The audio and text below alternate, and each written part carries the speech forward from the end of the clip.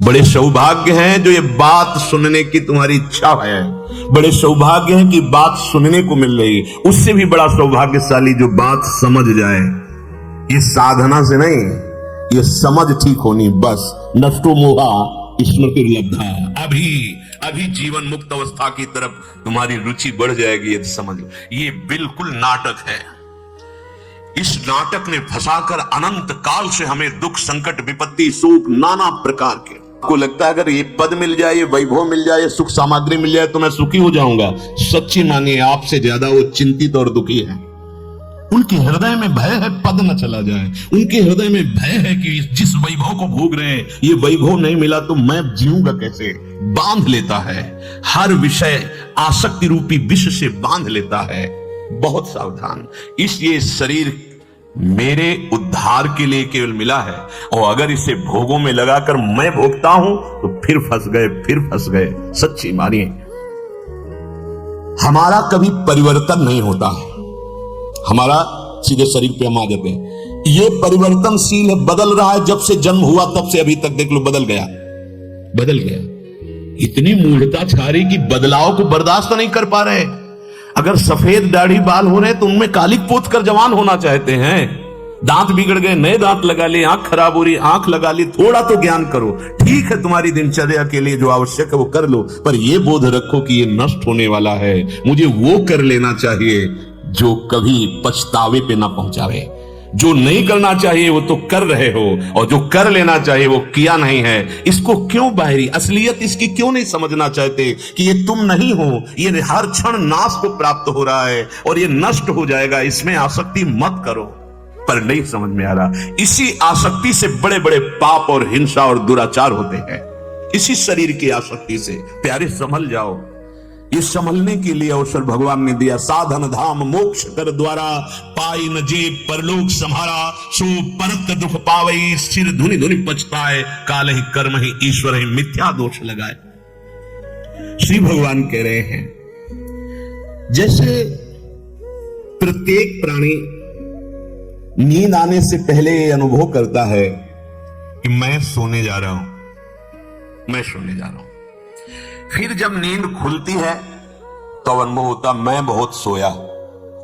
तो नींद की अवस्था में वो मैं जागृत था, केवल स्थूल शरीर और सूक्ष्म शरीर वो सो गया। स्थूल की जानकारी प्रगट क्रिया जागृत, सूक्ष्म की जानकारी स्वप्न, और कारण की जानकारी इस सुषुप्ति में, गाढ़ सुषुप्ति में। जागृत, स्वप्न, सुषुप्ति, ये तीन शरीर की अवस्थाएं हैं, मैं की नहीं, आत्मा की नहीं। वो साक्षी रहता है, वो स्थूल की क्रियाओं को देखता है, अवस्थाओं को देखता है। मैं जवान, मैं बूढ़ा। पर गलती हो गई कि मैं को इसमें स्थापित कर लिया। मैं बहुत बढ़िया स्वप्न देखा सूक्ष्म शरीर पर, मैं बहुत गाढ़ निद्रा से सोया कारण शरीर पर।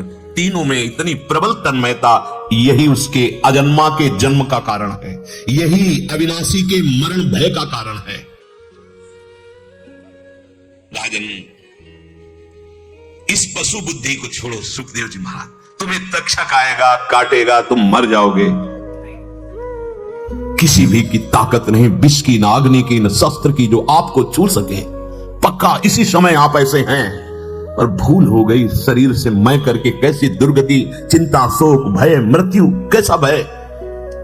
अध्यात्म ही तुम्हें चिंता, शोक, भय से मुक्त कर सकता। कोई औषधि नहीं है, दूसरा कोई मार्ग नहीं है। ये शरीर प्रतिक्षण नाश की ओर जा रहा है। ये पहले नहीं था, बाद में भी नहीं रहेगा। बीच में भी जैसा दिखाई दे रहा वैसा नहीं, हर क्षण नष्ट हो रहा है। तुम कालातीत तत्व हो। ये जब शुद्ध बात समझ में आ जाएगी तो देखो ना, अवधूत हो जाते। जीवन में शरीर की कोई परवाह नहीं रहती और बड़ी मस्ती से दिनचर्या होती है। क्या राजा जनक को बोध नहीं है? राजकाज संभाल रहे हैं, तुम्हारा तो गृहस्थी में 10-5 लोग हो गए। क्या अम्बरीश जी चरम अवस्था को प्राप्त प्रेमी नहीं है? चक्रवर्ती सम्राट है। ये जिनको भ्रम है ना कि ज्ञान या प्रेम की ऊंचाई पर चढ़ने पर वो पागल हो जाता है, काम लायक नहीं रहता। आप जरा दृष्टि डालिए, श्री सुखदेव जी जैसे अवधूत महापुरुष के गुरु पद में विराजमान जनक जी संपूर्ण राज्य शासन कर रहे हैं। परिवार चिदानंद परिवार है, जहां ये सौभाग्य मिला। भगवान की प्रिया जो जन्म ले रही है सियाजू के रूप में, कितना बड़ा सौभाग्य। अनेक युग बदल जाते हैं, शरीर बदल जाते हैं, पर आप वैसे के वैसे रहते हैं। अगर अभी भजन करो और बुद्धि निर्मल होने लगे तो आपके रजिस्टर खुलने लगेंगे, आप पढ़ने लगे पीछे जन्म में ये था, अगले जन्म में ये था। जैसे भीष्म जी कह रहे मैं 100 जन्म का रजिस्टर तो देख पा रहा हूं, इसके आगे नहीं। भगवान कह रहे उसके आगे की हम तुम्हें बता रहे हैं। युग के युग बदलते रहते हैं, शरीर बदलते रहते हैं, पर वह तत्व वैसा ही रहता है, क्योंकि वो परमात्मा स्वरूप है। तू कोई हुआ तत्व और नहीं, आत्म तत्व के लिए शरीर बदलता है, आत्मा नहीं। पर तुम अपने को शरीर मान ली हुई, इसीलिए दुख भोग रहे हो। देहिनोस्मिन् यथा देहे कौमारम यौवनम जरा तथा देहांतर प्राप्तिर धीरस्तत्र न मुह्यति।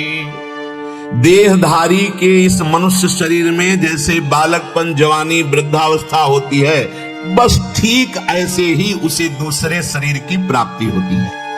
ये जो भयानक कष्ट है, कोई भी कल्पना करके भयभीत हो जाते हैं, मृत्यु की बात सुनकर भयभीत हो जाते हैं। तो बोले बाल्यावस्था, जवानी, इनके बदलने पे तो हमें कोई विशेष भय नहीं आया, पर मृत्यु शब्द से घबराहट पैदा हो जाती। बोले तुम धीर नहीं हो इसलिए मोहित हो जाते हो। धीर जिसे आत्म स्वरूप का ज्ञान हो गया है वही धैर्यवान है। ऐसे धैर्य रोके नहीं रुकेगा। इंद्रियों का वेग, मन का वेग कितनी देर रोक पाओगे, कभी न कभी फिसला देगा। और अगर वास्तविक ज्ञान हो गया है फिर नहीं, फिर कोई नहीं। स्वात्मा रामम विषय मृग तृष्णाम भ्रमेति। आत्माराम पुरुष कभी विषय मृग तृष्णा, मृग तृष्णा जैसे प्रातःकालीन बेला पर सूर्य की किरणें बालू पर रेत में पड़ती तो ऐसा लगता है निर्मल जल भरा है। ये खुद दृश्य देखा है, गंगा किनारे भ्रमण करते मृग समझता है निर्मल जल है, भागता है प्यासा, पर उससे जल नहीं मिलता क्योंकि जल दूसरी दिशा में है। वो रेत में जल का भास हो रहा है, उसमें भागता है। ऐसे ही जो आत्म सुख है उसका विस्मरण करके संसार में सुख है ऐसे हम भागते चले जा रहे हैं। बहिर्मुख होकर भागते, सुख अंदर है, भाग बाहर रहे, तो हम मोहित हो गए। बाहर के सुख समेटा, बाहर का वैभव समेटा, मरने की बात सुनते हैं तो लगता है सब छूट जाएगा, रिश्ता, नाता, वैभव, पद सब, और जहां जाना है उसका पता नहीं, मैं कौन हूं, कैसा हूं, कहां जाना है कोई पता नहीं। यही भय तुम्हें सताता है। शरीरधारी के शरीर जब प्रकट होते हैं तो उसकी तदात्मता तत्काल प्रकट हो जाती है। जब तक जीवन मुक्त नहीं होगे तो ये चलता रहेगा। भूमि परत भा ढाबर पानी और तिम जीव ही माया लपटानी। आकाश से निर्मल जल गिरा और भूमि पर आते ही रज से मिलते ही गंदा हो जाता है। जे ही मां के गर्भ में जो ज्ञान प्रकट हुआ था, हे प्रभु एक बार केवल इस गर्भ से निकालो, बाहर निकलते ही मैं आपका भजन करके जीवन मुक्त हो जाऊंगा। जहां बाहर आया तो कहां कहां कहां मैं कहां आ गया, वो मेरा ज्ञान कहां अपहृत हो गया। बस फिर ये तुम्हारे माताजी, तुम्हारे पिताजी, पर फिर संबंधों का ज्ञान, तुम इस कुल में पैदा हुए, तुम्हारा ये कर्तव्य है, बस वो फिर उसमें रच पच गया। भूल गया मैं किस लिए आया था, मेरा कार्य क्या था। शरीरधारी के शरीर में जैसे पहले बाल्यावस्था आती है, पता नहीं चलता कब परिवर्तन हो गया युवावस्था का। आज तक किसी ने तारीख नोट की कि आज इतने बजे से इतनी तिथि को मैं जवानी शुरू हो गई, पता नहीं चला। ऐसे वृद्धावस्था का पता नहीं चला कि इस तारीख से मेरी जवानी खत्म, मैं वृद्धावस्था को आ रहा हूं। तात्पर्य जन्म से लेकर के शरीर की प्रतिपल अवस्था बदलती गई, परिवर्तन होता गया, तुम्हारी अवस्था शरीर का नाश होता गया, तुम नहीं जान पाए। ऐसे ही मृत्यु दशा आ जाएगी, तुम नहीं जान पाओगे। भूले हुए हो इस शरीर का जो कर्तव्य था भगवत प्राप्ति, इस शरीर से राग हटा देना, वो हटा नहीं पाए। प्रधान कर्तव्य नहीं कर, बोले कमा रहे हैं, खा रहे हैं, ब्याह है, बच्चों को पढ़ा लिखा रहे। आप ये साधारण धर्म का वर्णन कर रहे हैं, लेकिन आप असाधारण कार्य के लिए मनुष्य शरीर आपको मिला था, आप आए थे तत्व बोध करने के लिए, भगवत प्राप्ति के लिए। चाहे गृहस्थ धर्म में हो चाहे विरक्त धर्म में, दोनों का एक ही कर्तव्य है, भगवत तत्व का ज्ञान हो जाना, भगवत चरणारविंद में प्रेम हो जाना। शरीरधारी अर्थात आत्म तत्व शरीर से मैं अलग हूं ऐसा समझ ही नहीं पाया, यही माया का भ्रम हो गया। यद्यपि मर्षा छूटती कठिनाई, वो दृष्टा देख रहा है पर अपने को समझ नहीं पा रहा कि मैं दृष्टा हूं। वो अपने को यही दृश्य समझ रहा है, जो देखने में आता है उसे दृश्य कहते हैं। हम देख रहे हैं कि हम इस शरीर का बाल्यावस्था, जवानी, वृद्धावस्था, सामने वाले की मृत्यु अवस्था। महात्मा बुद्ध जब राजकुमार थे तो अपने मित्र के साथ भ्रमण करते थे, ऐसे विहरण करने के लिए निकले। एक दिन देखा कि बहुत जीर्ण शीर्ण का एक लाठी लिए हुए पुरुष जा रहा है। उनको ये क्या है? महलों में रहने वाले, तो ये क्या है? बोले राजकुमार, ये जो आपकी यौवन अवस्था है, इसके बाद ये अवस्था आती है। ऐसी अवस्था इस शरीर की आती है। दूसरे दिन देखा एक शव जा रहा था, रुकवाया, ये क्या है? और उनका उस अवस्था के बाद ये अवस्था आती है, तो हमारी भी आएगी। हाँ, ये तो निश्चित है। फिर आखिरकार मैं हूं कौन? ये सब क्या है? रात्रि में भाग पड़े थे 9 शिशु, नवीन अवस्था की पत्नी, राजवैभव। बस जब भागे तो देखो दृढ़ निश्चय कितने जोर कहा, यहां सने सुस्य तुम्हें शरीरम। अब पूज्य पादुड़िया बाबा जी इसी श्लोक को सामने रखते थे और जर्जर देह हो गई थी महात्मा बुद्ध। उस वृक्ष के नीचे बैठकर दृढ़ निश्चय किया, जब तक आत्मबोध नहीं हो जाता, चाहे मांस गलित हो जाए, हड्डियां टूट जाए, प्राण निकल जाए, तब तक मैं नहीं उठूंगा। मैं जानना चाहता हूं मैं कौन हूं। उसी को बोध वृक्ष कहते हैं, जिसके अंदर भगवान बुद्ध को बोध हुआ। हम लोग बहुत कमजोर संकल्प वाले बन गए। चले तो हैं प्रभु के मार्ग में बिल्कुल लड़खड़ाते हुए, जिधर मनोरंजन की बात आई कर लेते हैं मनोरंजन। देख लिया, सुन लिया, चख लिया, सूंघ लिया, भोग लिया, तो गांठ वैसी की वैसी बनी रही। आपको लग रहा है मैं चल रहा हूं, एक कदम भी आप नहीं चल रहे, वहीं खड़े हैं। वहीं चलना तब होता है जब अंदर से कर्ता और भोक्ता भाव मिटने लगे, दृष्टा भाव आने लगे। ओहो, मैं रसेंद्री नहीं हूं कि स्वाद चख लूंगा। ये मन और इंद्री, रसेंद्री का विलास। मैं जनेंद्री नहीं हूं, मन और जनेंद्री का ये। मैं कोई प्राण नहीं हूं, मैं कोई त्वगेंद्री नहीं हूं। अब उसकी इंद्रियां उसको व्याकुल नहीं कर सकती। भगवान कह रहे हैं न मुह्यति धीरस् तत्र न मुह्यति। उसके अंदर ऐसा धैर्य जागृत हो जाता है, अब वो मोहित नहीं होता। शरीर की कुमार युवावस्था आदि जैसे बदलती, ऐसी ठीक मृत्यु होती है। आपको कई बार सत्संग में सुनने को मिला होगा, जिसको भगवत प्रेम प्राप्त हो जाता है या तत्व बोध हो जाता है, उसका शरीर ऐसे छूटता है जैसे विशाल गजराज के गले से मल्ली की माला, मालती की माला, जूही की माला, क्या ऐसे खसक गई, पता नहीं चला। स्थूल शरीर बालक से जवान एवं जवान से बूढ़ा हो जाता है। इन अवस्थाओं का कोई भी परिवर्तन किसी भी औषधि से रोक नहीं सकता, क्योंकि ये नाशवान है ना। ऐसे ही जो एक शरीर से दूसरे शरीर में जाना है, तब तक तुम रोक नहीं सकते जब तक तुम्हें ज्ञान नहीं हो जाएगा शुद्ध, जब तक भगवत साक्षात्कार नहीं हो जाएगा। ये पुनरपि जननम पुनरपि मरणम पुनरपि जननी जठरे शयनम, ये पुण्य बल से नहीं रोक सकते, ये तप बल से नहीं रोक सकते। इसके लिए विशुद्ध बोध चाहिए। इसीलिए गोस्वामी जी कहते, छूटी भी की जतन विशेष बाधे जाएगो, वह है विष भोजन जो सुधा सा खाएगो। मरना पड़ेगा मुक्त होने के लिए। बिला मान लो, बस ज्ञान हो गया, जैसे बर्ताव कर रहे हो वैसे। वो ऐसा नहीं होता क्यों ज्ञान हो गया तो कपड़ा लत्ता उतार करके, वो मूर्ख बन करके। अरे वो ज्ञानी है, वो स्वांग करेगा, बहुत बिल्कुल परफेक्ट स्वांग। ऐसा थोड़ी होता है कि जिसे ज्ञान हो जाता है मनमानी आचरण करने लगता है। अब ज्ञानी मनमानी आचरण करता है, ज्ञानी का तो भगवत स्वरूप हो जाता है। जैसा शास्त्र, उसके आचरण उसी से मिलते होंगे, उसका स्वभाव भगवत स्वरूप हो जाता है। जैसे स्थूल शरीर के रहते ही कुमार युवा अवस्थाएं होती हैं, तुम्हें कोई दुख नहीं हुआ, पर ज्यादा तन्मयता तो होने लगेगा दुख कि यार जवानी गई, अब बुढ़ापा आ गया, बड़ा दुख भोगने पड़ेगा। लेकिन कुमार अवस्था से जवानी आई, आपको दुख नहीं हुआ। आप उत्सव मनाते हैं बर्थडे का। हम नहीं कहते कि आप खुशी ना हो, लेकिन ऐसी खुशी क्या जो दुख को ना मिटा पावे। हमें तो लगता है उस दिन शोक करना चाहिए। 1 वर्ष चला गया, लेकिन जिस काम के लिए आए थे वो काम नहीं हुआ। हमारा काम था दुखों से मुक्त होना, शोक चिंताओं से मुक्त होना, और हमने उसका उपाय समझा धन, उसका उपाय समझा पद, उसका उपाय समझा लोक व्यवहार। नहीं, ये सब नाशवान है। कोई अये अविनाशी, तुझे ये कोई सुख नहीं दे सकते।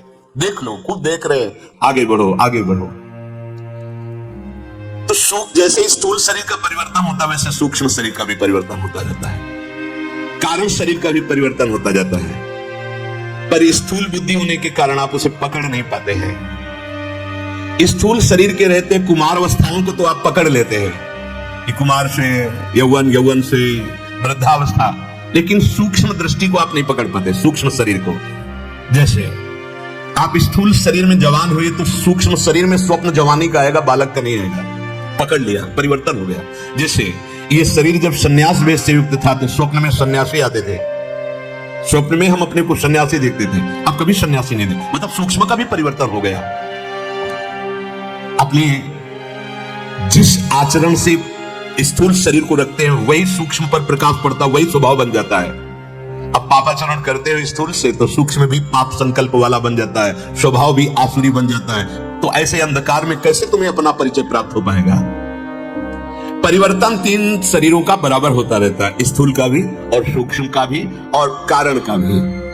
सुषुप्ति, जब बाल्यावस्था में सोए बहुत गाढ़ निद्रा, यौवन में थोड़ा कम, और वृद्धावस्था में तो नींद की शिकायत ही हो जाती है। और ये कारण शरीर का लक्षण है, मतलब कारण शरीर का परिवर्तन हो गया। जो बाल्यावस्था में नींद आती थी वो जवानी में थोड़ा कम हुई, वृद्धावस्था में तो छीड़ा ही हो जाती है। वो पड़ा रहे उसे नींद नहीं आती, सत्संग में जरूर आ जाएगी।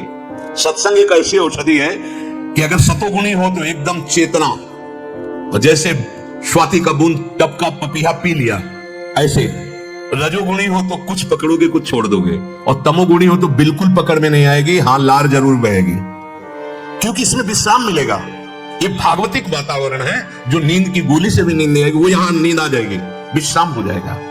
तो परिवर्तन हुआ स्थूल का भी, बाल्यावस्था, जवानी, बुढ़ापा, सूक्ष्म का भी परिवर्तन हुआ। लेकिन स्थूल, सूक्ष्म और कारण को जो तुम जान रहे, तुम्हारा परिवर्तन नहीं हुआ। तुम वही हो जो स्थूल को देख रहे हो, सूक्ष्म स्वप्न को देख रहे हो, कारण स्वभाव को भी देख रहे हो।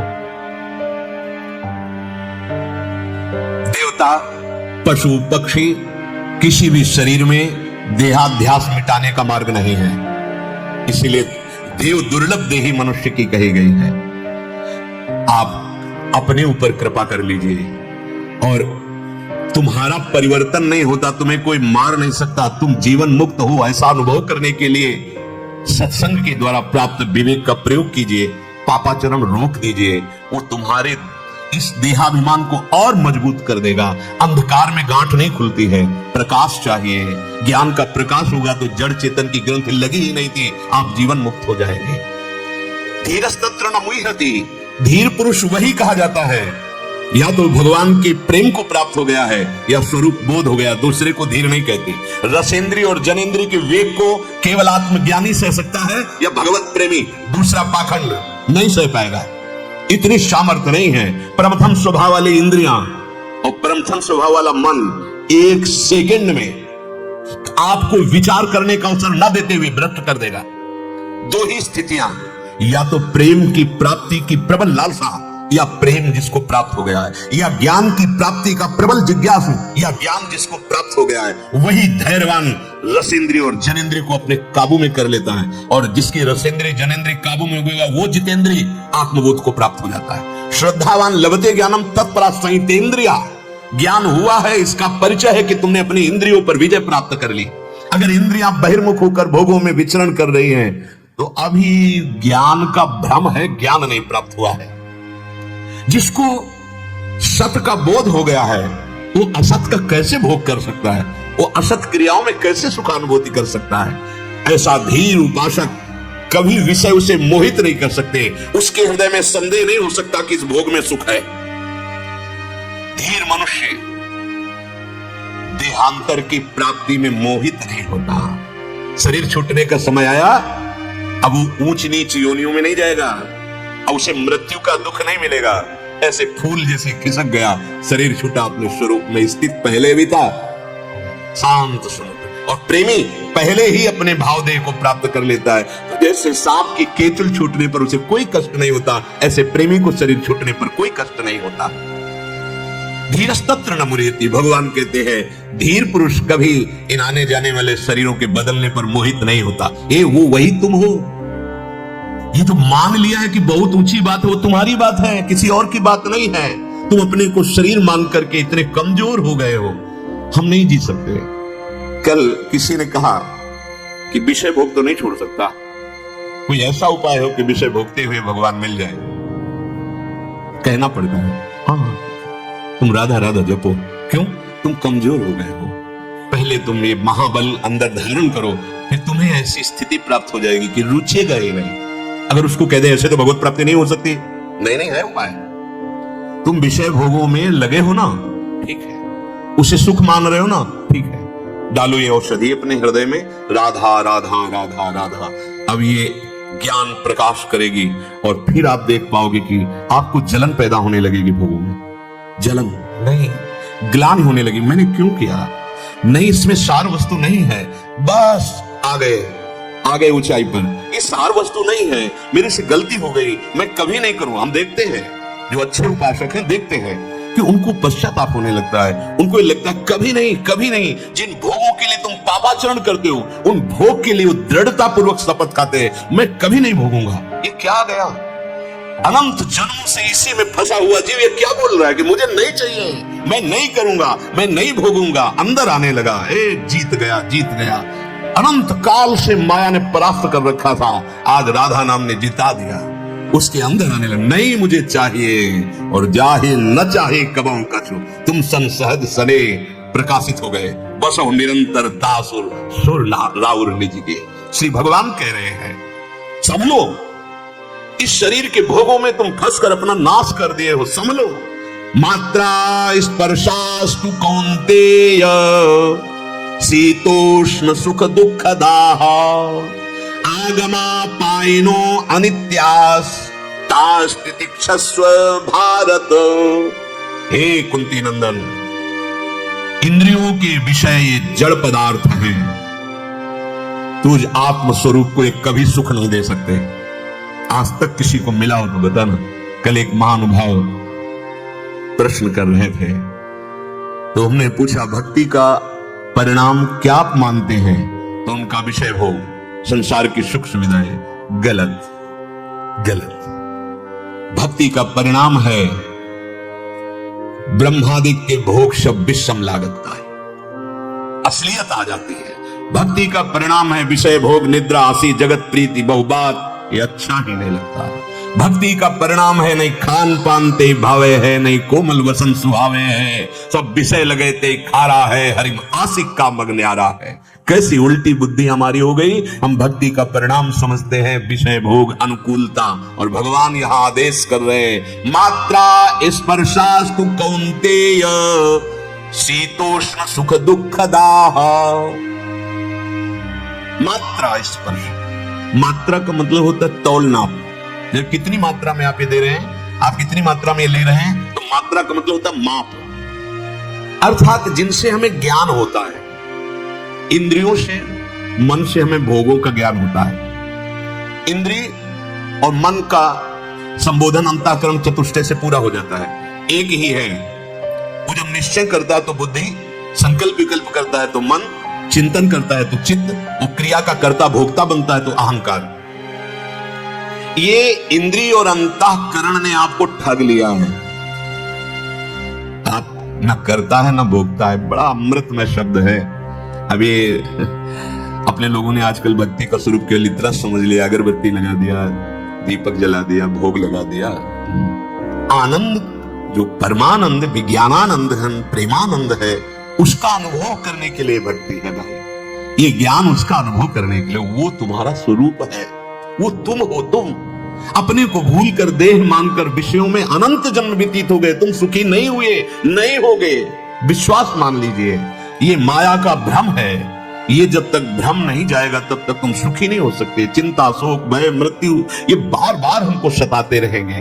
भगवान आदेश कर रहे हैं मात्रा स्पर्शाह, अर्थात मन जो 5 ज्ञानेंद्रियों के साथ 5 कर्मेंद्रियों से भोग क्रियाएं कर रहा है, तुम्हें कभी सुख नहीं मिलेगा। देख लो, सब बैठे हो, बस केवल लालच ही लालच है, आसक्ति ही आसक्ति है। ऐसा लगता है इस बार नहीं तो इस बार तो सुख का अनुभव हो ही जाएगा, नहीं होगा। इंद्रिय और अंतःकरण जो तुम्हें ज्ञान दिला रहे हैं विषय भोग में सुख है, अनुकूलता प्रतिकूलता को जो ज्ञान दिला रहे हैं धोखा है। धोखा तुम्हारे साथ, तुम्हारे ही धोखे में फंस रहे हो, तुम्हारे ही अपने ही धोखे में फंस रहे हो। अपने ही जाल में तुम नष्ट हो रहे हो। तुमने अंतःकरण में मैं आरोपित कर दिया, शरीर में मैं आरोपित कर दिया, इंद्रियों में मैं आरोपित कर, मैं ये देख रहा हूं, मैं ये सूंघ रहा हूं, मैं ये भोग रहा हूं, मैं ये खा रहा हूं। मर गए, पक्का मर गए। अब तुम्हें मृत्यु से कोई नहीं बचा सकता। तुम्हें मृत्यु रूपी भयानक दुख भोगना पड़ेगा, फिर जन्म फिर मरण। समझो इस विषय को। भगवान आदेश कर, मात्रा स्पर्शास्तु कौन्तेय शीतोष्ण सुख दुखदा। केवल पदार्थ और उनका भोग ये तुम्हारा सुख है? अरे प्राण इंद्रियां ठग रहे हैं तुम्हें, तुम स्वयं अपने को ठगा रहे हो। यहां से जब शरीर छूटता है तो केवल भोगा शक्ति और जो पाप कर्म किए या पुण्य कर्म किए वही साथ। सूक्ष्म स्थूल तो यही रह जाता है, सूक्ष्म शरीर, कारण शरीर, तुम्हारे कर्म, फिर अगला जन्म निश्चित। रोको रोको, इस मृत्यु की परंपरा को रोक दो। आखिरी मृत्यु होनी चाहिए। मान लीजिए महासुख है, धाम का सुख लीजिए, स्वरूप का सुख लीजिए, चिदानंद सुख में आइए। तुम चिदानंद भगवान के अंश हो, तुम शरीर नहीं हो, पक्का। थोड़ा तो आप अब जागृत होइए। मोह निशा सब सो अनिहारा, देखें स्वपन अनेक प्रकारा, यही जग जामिन जागे जोगी। तुम योग प्राप्त कर लोगे, कोई कठिन नहीं है योग प्राप्त करना। केवल राधा राधा राधा राधा, सब ज्ञान ना आ जाए तो मुझे बता देना। भगवान कह रहे हैं तेषाम सतत युक्तानाम भजताम प्रीति पूर्वकम। ये राधा नाम प्रीति का नाम है। श्री कृष्ण के हृदय का मूर्तिमान प्रेम ही राधा नाम है। भगवान कह रहे हैं यदि सतत प्रीति पूर्वक मेरा स्मरण करोगे, दोनों का हो गया। भगवान के हृदय का प्रेम राधा नाम है। बहुत शोध करके, यह केवल कोरी भावुकता का नहीं है विषय, बहुत शोध करके, ऐसे कोरी अंधविश्वास और भावुकता में आने वाली बुद्धि से हम आपको नहीं बोल रहे हैं। ये श्री कृष्ण का प्रेम है राधा नाम। भगवान कह रहे तेषाम सतत युक्तानाम भजताम प्रीति पूर्वकम। अगर प्रेम पूर्वक आप जप रहे हो, भगवान कह रहे मैं बुद्धि का योग प्रदान करूंगा। मैं, जब वो हमें योगी बना देंगे तो कौन हमें भोगी बना सकता है? हमारा केवल एक कार्य है। तुम ना जा समझो कि शरीर हो कि आत्मा हो, आप जप के तो देखो, अभी सब जागृत हो जाएगा। और सुन लो, दिमाग में डाल लो कि आगे का मार्ग ये है। पदार्थों से हमारा संबंध हो गया है बहुत जोर का। ये स्वीकृति अहम में बैठ गई है। जैसे पति पधार गया, 20 वर्ष हो गए, लेकिन वो स्मृति, वो स्वीकृति मैं वैधव्य को प्राप्त हो गई। मेरा पति गया, वो उसको खाए जा रही है। अगर सत से चलती है बहुत अंदर जलन होता है, अगर असत स्वीकार कर लेती है तो जलन का ज्वाला रूप हो जाता है। समझो, वो खुद सच्चिदानंद है, वो स्त्री नहीं है, पर उसने मान लिया और ऐसा जोर से संबंध स्थापित किया, पूरे जीवन चलता रहता है और उसी स्मृति में नए जन्म का निर्माण हो जाता है।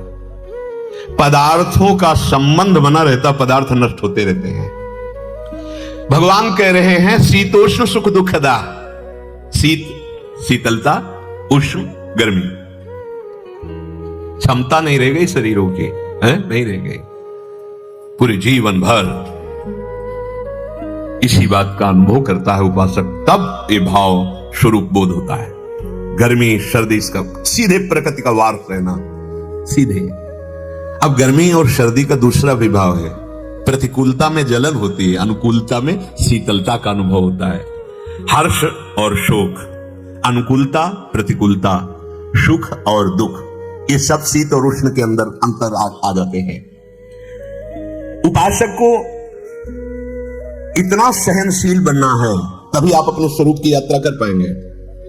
कि ये जितने भोग हैं, इनमें जो मुझे प्रिय लगते हैं उनमें शीतलता, हर्ष, सुख, अनुकूलता लगती है। तो जो अप्रिय होते हैं, वस्तु, व्यक्ति, स्थान, घटना, उनसे हमारा द्वेष हो जाता है, प्रतिकूलता हो जाती है, दुख मिलता है। इसी विषमता को जीतने के लिए उपासना का मार्ग है, अध्यात्म मार्ग है। भगवान कह रहे हैं सुख दुख से ऊपर उठो। कैसे उठे? सह जाओ। तास्ति तिक्षस्व भारत। भगवान ने यह नहीं कहा कि जो तुम्हें बुरा कहे, जो तुम्हें अपमानित करे, जो तुम्हें प्रतिकूल भाषे उसको नष्ट कर दो, ऐसा नहीं कहा भगवान ने। जो अनुकूल हो, जो तुम्हें सम्मान करे, उसे गले लगा लो, ऐसा भी नहीं कहा। दोनों की बात कही है। आगमा पाइनो, ये आने जाने वाले हैं। कौन? बोले सुख दुखदा, ये सुख दुख देने वाले, अनुकूलता प्रतिकूलता, ये राग द्वेष, सह जाओ, झगड़ा मत करो, फूलो मत। अनुकूलता आ जाती है तो फूल जाते हो, प्रतिकूलता मिलती है तो शोकित हो जाते हो। अनुकूलता आई तो सुखी हो गए, सम्मान मिला, प्रतिकूलता आई अपमान मिला तो दुखी हो गए। अरे तुम कहां के हो, क्या कर रहे हो? तुम आनंद समुद्र हो, कहां फंस गए? उठो, सह जाओ इनको। तितिक्षस्व भगवान कह रहे हैं। ये सुख दुख देने वाले जितने भी पदार्थ हैं, आगमा पाइनो, ये टिकेंगे नहीं। आज तुम्हें कोई प्रणाम कर रहा है, कल वो दूसरे को प्रणाम करेगा, परसों तीसरे को प्रणाम कर जलोगे। कुछ भी स्वीकार किया तो मारे जाओगे। यहां केवल भगवान सामने मेरे प्रभु है। बहुत समझने की जरूरत है। तुम्हें परम सुखी करने की बात भगवान कह रहे हैं। ये अनुकूलता प्रतिकूलता, ये सुख दुख, ये मान सम्मान, ये द्वंद्व है, ये विषमता है। तुम्हारा स्वरूप सम है, ये विषम है। इसी को जीतो। जीत विषम संसार, कीर्ति जग बिस्तरे, बिस्तरे सब जग विमल कीरति, साधु संगति ना टरे, बास वृंदा विपिन पावे। श्री राधिका जो कृपा करे, किसके लिए? जो निरंतर नाम जप कर रहा है। जय जय श्री हरिवंश नाम गुण गाई है, प्रेम लक्षणा भक्ति सुदृढ़ कर पाई है।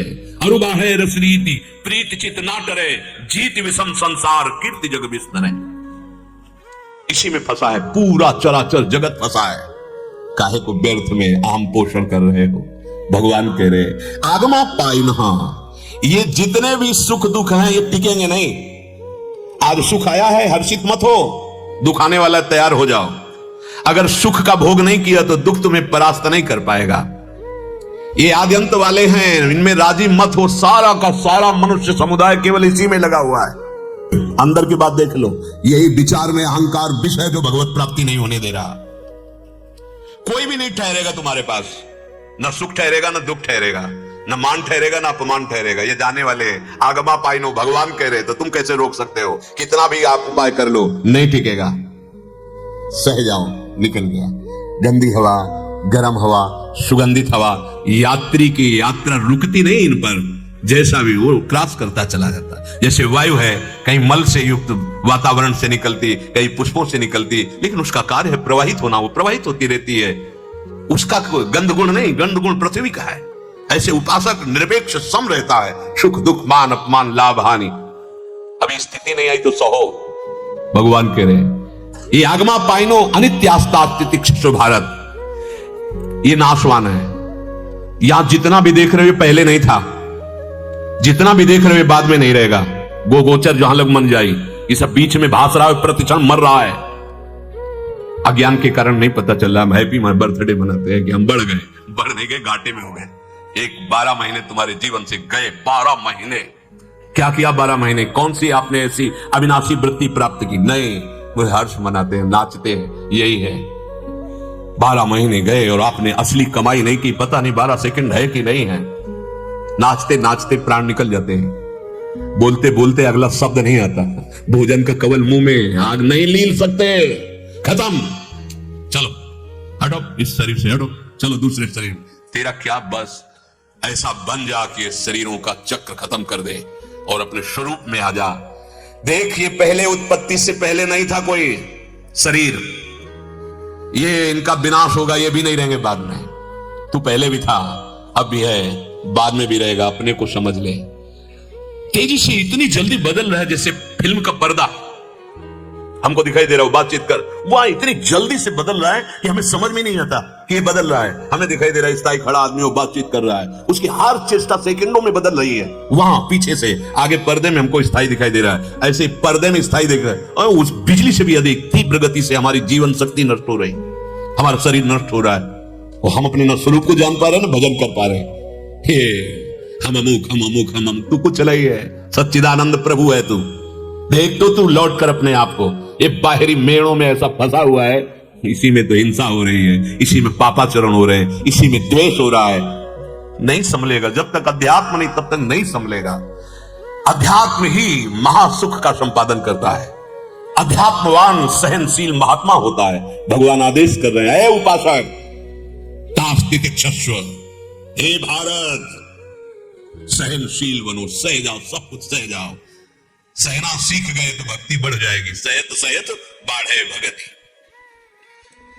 केवल पदार्थ ही अनित्य नहीं है, तेरा शरीर भी परिवर्तनशील अनित्य है, नाशवान, जिससे तू भोग रहा है। तेरे पदार्थों का ज्ञान कराने वाली इंद्रियां भी अनित्य हैं। बिल्कुल। शाम तक मेहनत होती है संसार का चिंतन, और जब नींद आती तब विश्राम मिलता है। क्यों? नींद में कौन सी औषधि मिल गई? बोले संसार का चिंतन छूटा। इंद्रियों को भी विश्राम, संसार के चिंतन छूटने की जरूरत है, उनको चाहिए। बोले कुछ भी हो तो मुझे दवा चाहे तुम खाओ, मैं थोड़ी देर भूलूं संसार को, सो जाऊं। नींद में कौन सा सुख मिलता है? संसार का चिंतन छूटता है। और अगर जागृत में तुम ऐसे बन जाओ तो उसी को समाधि कहते हैं। हर समय परमानंद में निमग्न रहता। ये अपने स्वरूप को पहचानो। ये जो 6 घंटे सोए फिर ताजगी महसूस होती है, ये 6 घंटे तुम संसार को भूले रहे इसलिए, तो क्या तुम जागृत में ऐसी अवस्था नहीं प्राप्त कर सकते? उसी को जीवन मुक्त कहते हैं। और जीवन मुक्त कोई अवतार नहीं होता, आप ही हो। अभी जीवन मुक्त हो, पर आप जीवन को अपना माने हुए हो, आप पकड़े हुए हो, आप मान अपमान सुख दुख के भोक्ता बने हुए हो, इसलिए ये है।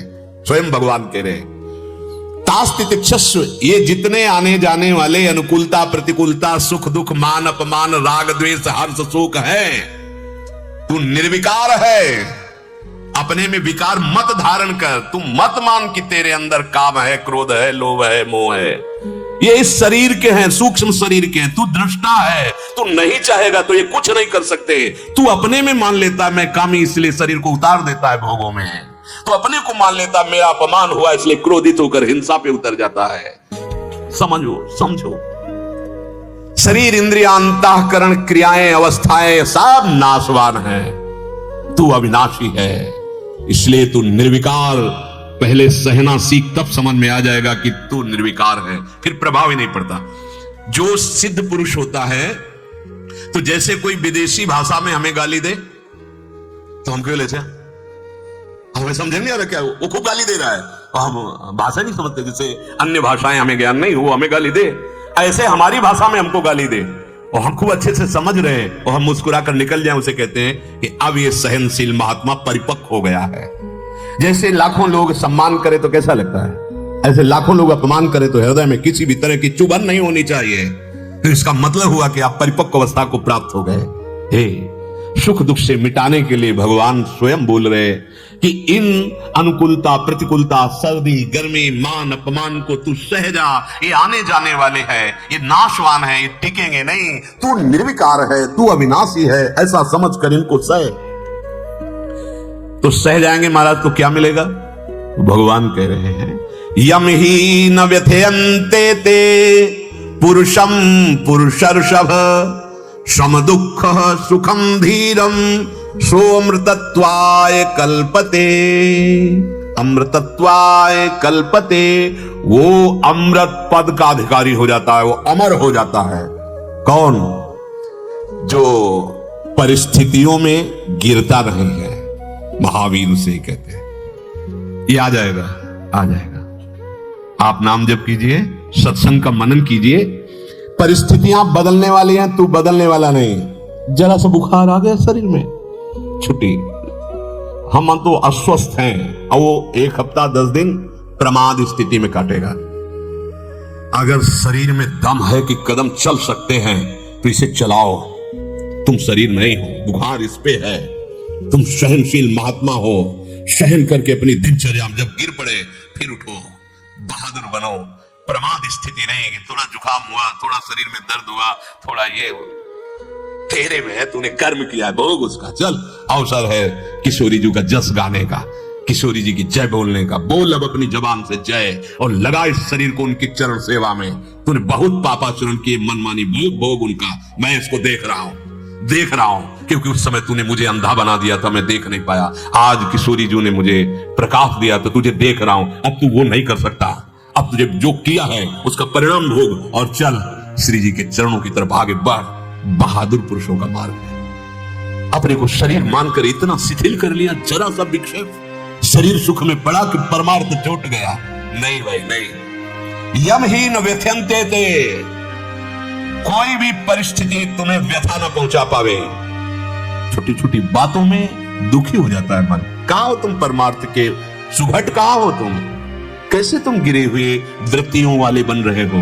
ऊपर उठो, भगवान जी कह रहे हैं, स्वयं भगवान जी। यमहीन व्यथिन्ते पुरुषम पुरुषर्षभ। तुम्हारे आनंद में फर्क नहीं पड़ना चाहिए किसी भी परिस्थिति में। और ये तभी हो सकता है, पहले पापाचरण रुके। पापाचरण तभी रुक सकते हैं जब आपको पता है कि मैं नहीं, ये मेरी मांग नहीं है, ये गलत मांग इंद्रियों की और मन की है। नहीं तो हृदय में जो व्यथा होती है उसको सह जाता है उपासक। ऐसा नहीं कि व्यथा नहीं होती, पीड़ा नहीं होती है। काम वेदना, क्रोध वेदना, लोभ वेदना, मोह, क्योंकि उपासक वो सिद्ध थोड़ी हो गया। और जिस समय परिपक्व अवस्था आ जाती है फिर नहीं होती। जैसे रस्सी का भ्रम पड़ा है दूर से और हमें लग गया सांप, अब दुख होगा, परेशानी होगी, जाने में भय लगेगा। या तो विश्वसनीय पुरुष उसके समीप जाके हमें प्रमाण दे दे कि रस्सी है, और या हम खुद अनुभव कर ले कि रस्सी है, तो ही भय जाएगा। ऐसे ही जब सदगुरुदेव मुझे निर्भय पद का परिचय बताते हैं तब मैं भयरहित हो जाता हूं, या उनके बताए हुए मार्ग से चल के जब अनुभव करता हूं तब भयरहित हो जाता हूं। तो ये कोई भी व्यथा व्यथित नहीं कर सकती। श्री भगवान कह रहे हैं सम दुखा सुखा धीरम। धीर मनुष्य सुख दुख में समान होता है, विचलित नहीं होना। चलो तुम धीर नहीं बने हो तो धीर बनने के लिए चले हो ना, तो थोड़ा तो सहन करना सीखो। यही तुम्हारी परिपक्व अवस्था है, तुम्हारी साधना का फल है कि जब कोई प्रणाम करे तो आपको गुदगुदी नहीं होनी चाहिए, और जब कोई निंदा करे तो आपके अंदर जलन नहीं होनी चाहिए। दोनों भावनाएं केवल टकराकर श्रवणेंद्रिय से बाहर हो जानी चाहिए। हृदय में उनका सुख दुख अनुभव नहीं होना चाहिए। तुम जो हो उसो हो। यमहीन व्यथिन्ते किसी भी परिस्थिति में। ये बड़ी बात लगती है लेकिन ये बड़ी बात है नहीं, क्योंकि ये मेरी ही बात है। मेरा जो स्वरूप है, कोई भी सुख प्रवेश नहीं कर सकता, लौकिक कोई भी दुख प्रवेश नहीं कर सकता। अरे भाई, आगे वर्णन भगवान करेंगे। सुख और दुख दोनों अलग अलग अज्ञानी को दिखते हैं, शरीराभिमानी को। सुख दुख के भोगने में आपका ममत्व अहम इसमें है, वही अगर इससे हटा लो सुख दुख का, पर ये हटाना बहुत कठिन हो रहा, छोटी कठिनाई। इसीलिए मूल बात, खूब नाम जप करो। ये नाम ज्ञान प्रकाशित करता चला जाएगा पक्का। आप कैसे हैं, आपका स्वरूप क्या है, भगवान कैसे हैं, भगवान का स्वरूप क्या है, संसार क्या है, इसका स्वरूप क्या है, सब ज्ञान अपने आप हो जाएगा प्यारे। मान लो, डरो मत की बहुत ऊंची स्थिति है। ये अभी स्थिति आपकी है, अभी। जैसे 1 अरब का चेक पड़ा हो और आप पढ़े लिखे नहीं हो, आप भूल गए और आप 1-1 रुपया मांगे घूमते अरबपति अभी हैं आप। ऐसे तो सच्चिदानंद का अंश है। पूर्णात् पूर्ण मदच्यते, पूर्ण से जो शेष बचता है वो भी पूर्ण होता है। तो पूर्ण परमानंद है। तो क्षुद्र कणों भोगों में ओस के चाटने से प्यास बुझाने चला है, क्षुद्र कणों से तेरी प्यास नहीं बुझनी, तो लौट अपने स्वरूप में। तो अगाध आनंद का स्वरूप है, तभी तू सह पाएगा। यमहीन व्यथिन्ते पुरुषम पुरुषर्षभ। पुरुषों में श्रेष्ठ वही है पुरुषर्षभ, जो अपने आए हुए सुख दुख को समान भाव से सह जाता है। टूट गया सो फिर वो। हमें वो एक शराबी ने उपदेश किया था, कई बार बताया। ठाकुर जी के पास ले गया और बोला देखो इनकी तिल तिल काटा गया है, पत्थर नाक आंख कान सब बनाए, टूटा नहीं। तो आज भगवान के स्वरूप में पूज रहा है। हे बाबा जी बने हो तुम, शराब पिए था, बाबा जी बोले टूटना नहीं, देख ये भी संगमरमर और ये भी संगमरमर। वो बोले मुझे पक्का विश्वास था कि मेरे भगवान ने नाटक करते हुए मुझे उपदेश कर रहे हैं। गंगा के किनारे नई अवस्था, जीवन भर जहां दुख की बात आती तो वो बात आ जाती है, टूटना नहीं, टूटना नहीं, चलो आगे बढ़ो, आगे बढ़ो। सुख दुख के भोगने में तुम हेतु हो गए। चेतन ने इस जड़ को मैं स्वीकार कर लिया, अब उससे नहीं रह पाऊंगा, नहीं मैं इसके बिना नहीं जी सकता, मैं ऐसा बड़ा भ्रम अज्ञान। यमहीन व्यथिन्ते, जो धीर पुरुष है वो मान अपमान में, सुख दुख में, लाभ हानि में, जय पराजय में वो मोहित नहीं होता, वो सुखी दुखी नहीं होता, वो व्यथा को प्राप्त नहीं होता। सोमृतत्वाय कल्पते। ऐसा धीर पुरुष परम पद में आरूढ़ हो जाता है। अमर स्थिति में हे अभी तुम सोच भी नहीं सकते कितना सुख होता है, कितना अपार आनंद होता है। जिसकी तुम खोज कर रहे हो वो इधर नहीं है, वो वापस अपने अंदर है। जो तुम संसार के भोगों को गर्व से भोगते हो कि मैं सुखी हूं, परिणाम में तुम्हें पछताना पड़ेगा जब समय व्यतीत हो जाएगा। मन पछताई है अवसर बीते। ए उठो, जागृत हो मोह निद्रा से और कमाई कर लो हरिनाम की, और जीवन में अमरत्व पद में ऐसे स्थित हो जाओ वैसे तुम अमर हो ही। तुम्हारा भ्रम नष्ट हो जाए, तुम्हें कोई नहीं मार सकता, तुम्हें कोई दुखी नहीं कर सकता, क्योंकि चेतन अमल सहज सुख राशि ईश्वर अंश जीव अविनाशी। तू अविनाशी, तू जीव नहीं है। जीव शरीराभिमान के कारण उसको कहा गया शरीरी जीव। ये मानो एक तरह से अपशब्द बोले जा रहे हैं उस दिव्य चिदानंद आत्मा को कि तू भूल करके, जैसे रिक्शा वाला जब रिक्शा चलाता है मुझे रिक्शा खड़ा हो जाता है क्योंकि रिक्शा में तदात्म हो गया, टैक्सी खड़ा हो गया, ऐसे शरीर भाव लेने के कारण मानो एक अपशब्द बोला जा रहा है उस शुद्ध चिदानंद आत्म तत्व को। तू जाग, और शरीर देह नहीं है, ये देही कहना अपशब्द जैसा है। तू निर्विकार चिदानंद है, इसे स्वीकार कर लिया, इसलिए तुझे शरीरी जीव देही कहा गया। नहीं, तू विशुद्ध भगवत स्वरूप है। ममैवांशो भगवान कह रहे हैं। ये जागृत हो, कब जागृत होगे? स्त्री शरीर, पुरुष शरीर, मैं, दुख सुख, मेरा तेरा, इतना प्रपंच फैल गया है कि आध्यात्मिक कहानी सी लगती है, एक पराया सा लगता है, और जगत एक अपना सा लगता है। ये पराया है, ये पराया है, भगवान अपने हैं।